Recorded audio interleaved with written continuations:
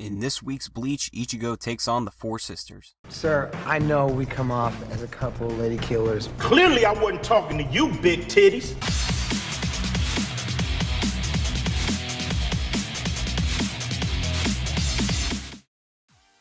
Bleach, chapter 582, The Headless Star, begins with Zaraki surprised by Ichigo's appearance. Ichigo asks him if he can stand, but Zaraki tells him he should be worrying about himself. Let me tell you something, you're not as good as you fucking think you are! Candace then appears behind him, but he easily grabs her and tosses her into a building. You can't stop me. Ah, fuck! You stopped me! The other three attack, and Glutton even tries to take a bite out of Ichigo, but he tosses them aside as well. You son of a bitch! Z and P believe they were both careless, but Lampert explains that this is how it should be because they're up against Ichigo Kurosaki, the head of the Special War Potentials. Dude, no. Dude, yes. But Candace returns infuriated. Shut up!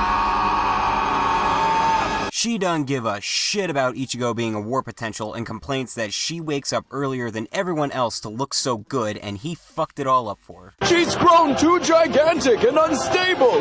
Women, am I right, fellas? She then whips out a bow and hits him with a Galvano blast. Smile, you son of a bitch!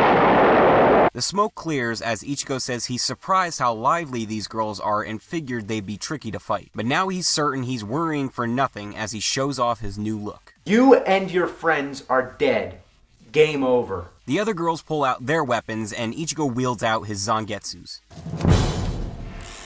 Come get a taste. There's about to be an epic clash, but instead we cut to Juha Bach noticing Ichigo's arrival. Oh, fuck off, you big lamb. He tells Hausschwalth and Ishida it's about time to begin, but we pan down to Gazen who asks if he really has a choice or not.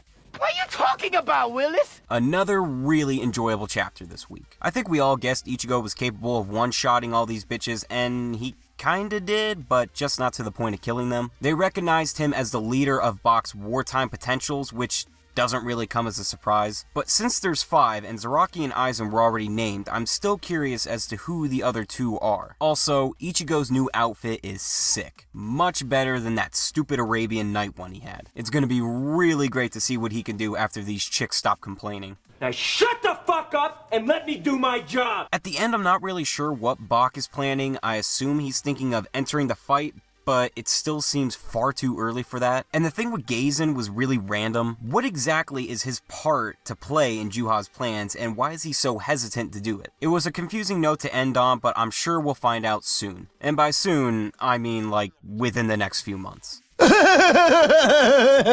So I'll give this chapter an 8.5 out of 10. The stern bitches are struggling in battle, Ichigo looks and acts like a badass, and Juha has got a little scheme brewing up. For my question of the week, I'd like you guys to take a shot at who you think the remaining wartime potentials are. It's been a while since it's been brought up, so it's good to revisit it. Only one that I can think would be is Urahara. My favorite comments will be featured in the next review. Here are last week's winners.